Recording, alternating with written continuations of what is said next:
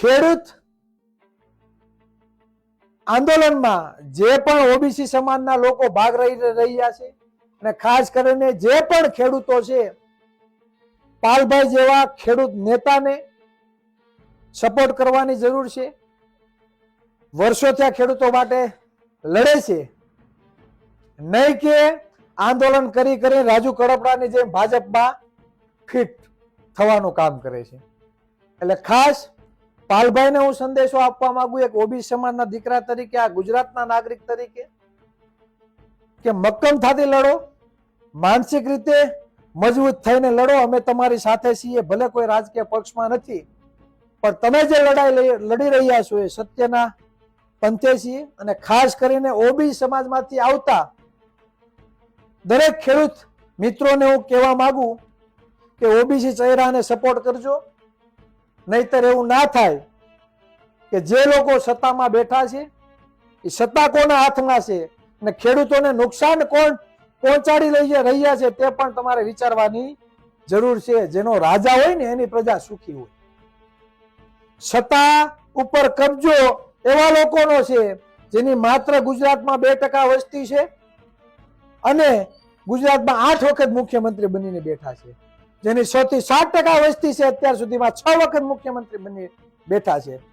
કેમ ઓબીસી સમાજમાંથી કોઈ મુખ્યમંત્રી નથી બનતો? કે મુખ્યમંત્રી ઉપમુખ્યમંત્રી નથી બનતો? કે કેમ ગૃહમંત્રી બનાવવામાં નથી આવતો? કૃષિ મંત્રી બનાવવામાં નથી આવતો? નાણામંત્રી બનાવવામાં નથી આવતો? કેમ જજ, આઈએસ આઈપીએસ અધિકારીઓ, સચિવો, ઉપસચિવો, નાયબ કલેક્ટર કેમ ઓબીસી સમાજના બનાવવામાં નથી આવતા? અને કેમ સરકારી વર્ગ 1 અને 2 ની નોકરીમાં પણ માત્ર ઓછા વ્યક્તિ જોવામાં આવે છે? એનું માત્ર ને માત્ર કારણ છે રાજકીય સત્તા. અને રાજકીય સત્તા ઉપર આહિર, ભરવાડ, હુય, હુતાર, દરજી, મિસ્ત્રી, કોળી, ઠાકોર, દેવી પૂજક, ઓબીસી સમાજની ઘણી બધી 146 જ્ઞાતિઓ છે.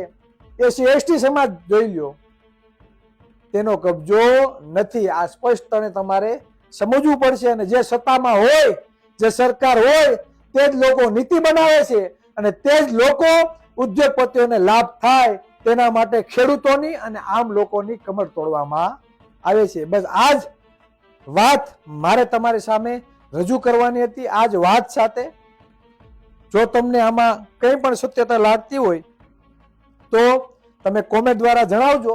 ઘણા લોકોને એમ થતું હશે કે ચિરાગભાઈ જાતિવાદ કરે તો 60% પ્લસ ઓબીસી સમાજની વસ્તી છે, તો સૌથી વધારે નુકસાન આ ઓબીસી સમાજને થાય છે. એટલે ઓબીસી સમાજના હક અધિકારો માટે ખુલીને મેદાનમાં આવવું એ મારી ઓબીસીના દીકરા તરીકે મારી ફરજ છે. એટલે તમારા મંતવ્યો અહીંયા રજૂ કરજો. અને ખાસ જે જાતિવાદી લોકો છો તેને લગભગ આ વાત નહીં ગમે અને કદાચ ગળે ઘૂંટડો ઉતરશે પણ નહીં.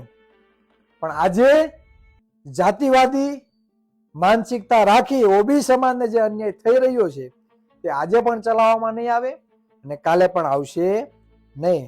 આ જ વાત સાથે મારી વાતને વિરામ આપું છું.